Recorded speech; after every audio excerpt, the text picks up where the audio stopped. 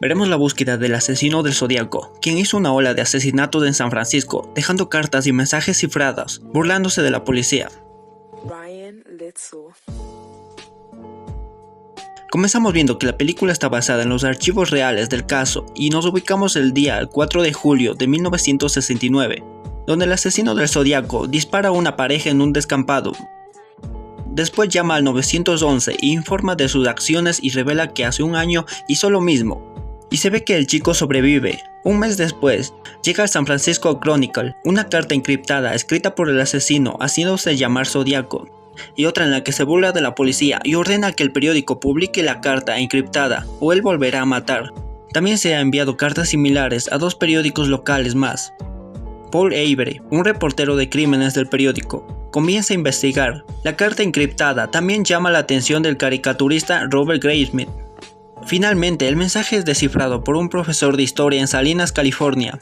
Sin embargo, hay algunas letras sobrantes que no han sido descifradas, y Robert comienza a tratar de descifrarlas, llamando la atención de Paul.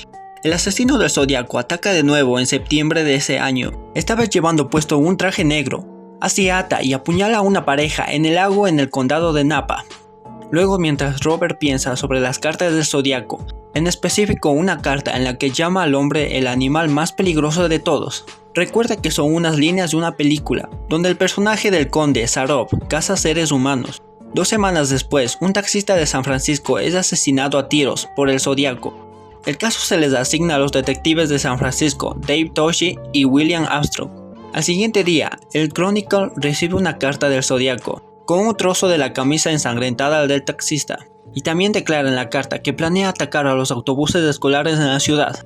Los detectives se encuentran en contacto con otros detectives de los lugares en los que el Zodíaco había asesinado, y así revisan las evidencias como unas huellas en Napa o un superviviente del segundo asesinato en Vallejo, pero el cual ya no está en la ciudad.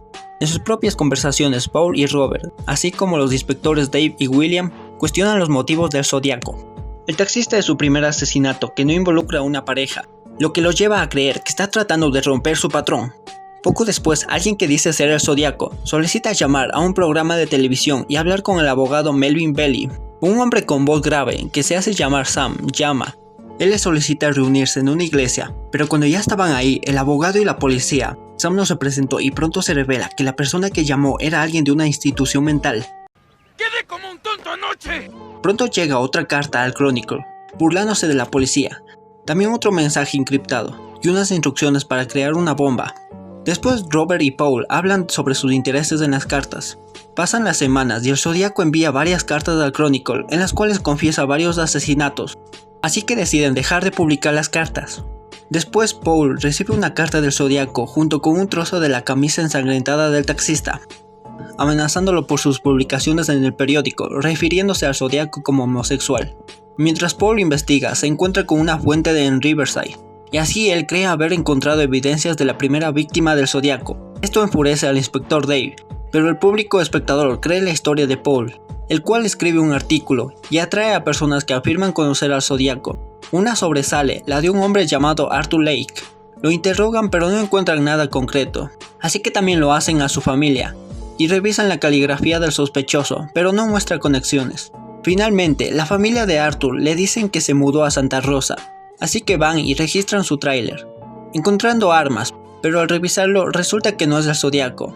Así Paul se frustra y va al cine donde se encuentra con Robert, el cual le asegura que atrapará al Zodíaco, pero Paul parece muy inseguro. 4 años después, Robert tiene una familia, mientras tanto, Paul ha perdido la cordura y dejó el Chronicle. Dave se da un vuelco cuando su socio William deja su trabajo. Durante todo este tiempo, el Zodíaco ha estado en silencio.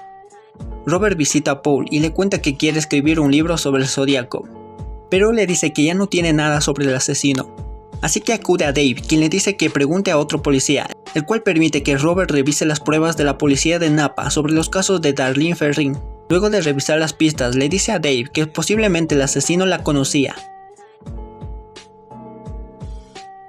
Recomendado por Dave, visita al abogado y como no estaba, habla con la ama de llaves, la cual revela que habló con el Zodíaco, diciéndole que tenía que matar porque era su cumpleaños. Poco después, Robert recibe una llamada de un hombre afirmando que el verdadero nombre del Zodíaco es Rick Marshall. Intrigado va a hablar con Sherwood Murray sobre huellas, pero le cuenta que otro sujeto le dijo lo mismo. Se llama a Dave al departamento de policía, porque recibieron la primera carta del Zodíaco en 4 años. Sin embargo, algunos creen que fue el propio Dave quien lo falsificó, así que es expulsado de la división de homicidios. Mientras que Robert logró que Wallace Penny le envió un cartel dibujado por Rick. Morrie lo examina y ve algunas similitudes con el Zodíaco, pero necesita más pruebas. A estas alturas el caso ha consumido la vida de Robert, pierde su trabajo en el Chronicle y su esposa por miedo al Zodíaco se lleva a los niños y se va. Robert pide ayuda a Bob Bauch, quien conoce a Rick, aunque cuando Robert menciona los carteles, Bob afirma que él dibujó todos los carteles.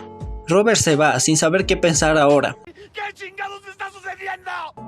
Poco después, él visita a Linda, la hermana de Darlene, y le preguntan sobre una fiesta de la que ha oído hablar, donde había un hombre que hacía que Darlene se sintiera incómoda. Robert estaba seguro de que era Rick, pero Linda afirma que no era una persona llamada Rick, sino que era un hombre llamado Lee.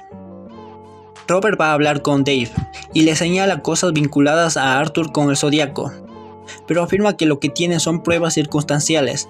Igualmente lo anima a terminar su libro sobre el Zodíaco. Pasa el tiempo y en diciembre de 1983, Robert entra en una ferretería donde se encuentra cara a cara con Arthur Leigh, pero no intercambian palabras. En 1991, Mike Magway se reúne con las autoridades y le presentan varias fotos, de las cuales señala a Arthur como el más probable a que sea el Zodíaco. En los créditos se nos da la información de que Arthur murió antes que la policía lo pudiera interrogar, aunque una prueba de ADN no coincide con una muestra, pero sigue siendo el mayor sospechoso. Dave fue absuelto de los cargos de falsificación. Paul falleció en 2000 de enfisema pulmonar, mientras que Robert todavía vive en San Francisco con sus hijos y las misteriosas llamadas que recibió.